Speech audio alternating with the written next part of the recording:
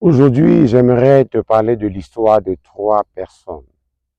Trois personnes qui ont commencé une vie floue, une vie trouble, une vie sans espoir, mais qui ont terminé leur vie au sommet. La première s'appelait Marie de Magdala. C'était une prostituée de luxe, pas n'importe quelle prostituée. Elle avait fait de la prostitution son travail. Et son principal fonds de commerce était son corps. Mais la Bible mentionne cette femme quand elle a rencontré Jésus. La Bible dit qu'elle est venue au pied de Jésus. Elle a cassé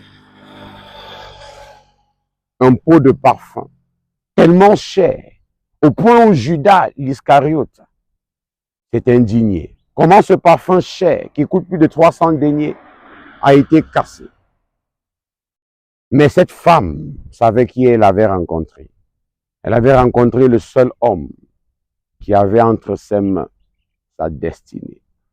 Et puis Simon, à côté d'elle, s'est mis à penser dans sa tête, si Jésus était vraiment un prophète, il allait savoir qui est cette femme et ne même pas permettre que cette femme la touche.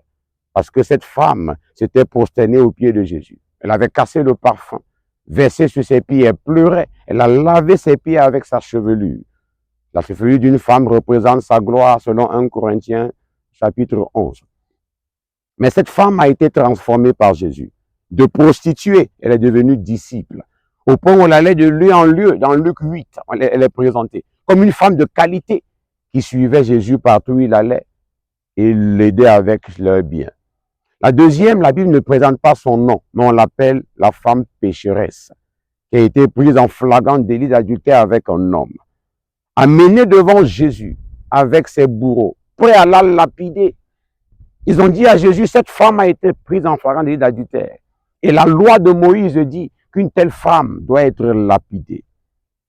Jésus a dit que celui d'entre vous qui n'a pas commis un seul péché jette en premier la pierre.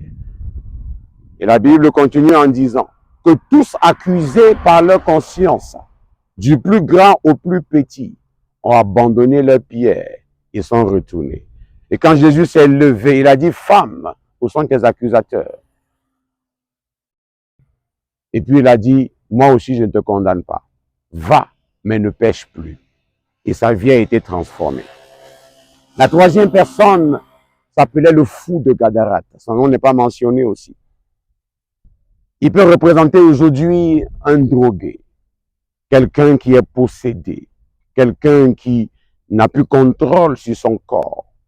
La Bible dit qu'il se déchirait, il se tailladait le corps, il hurlait de douleur. Il avait fait de sa demeure les cimetières. Ses meilleurs amis, c'était des cadavres, des tombeaux. Et puis un jour, Jésus s'est approché de lui. En lui habitait une légion de démons. Ça veut dire 6000 démons. Et une seule rencontre a suffi pour changer sa vie. Jésus l'a délivré. Il a dit à Jésus, maintenant que tu m'as délivré, je veux marcher avec toi. Jésus a dit non, j'étais déjà équipé. Va, raconte ce qui s'est passé. La Bible dit qu'il a annoncé l'évangile à une décapole. Ça veut dire un ensemble de 10 villes, une province.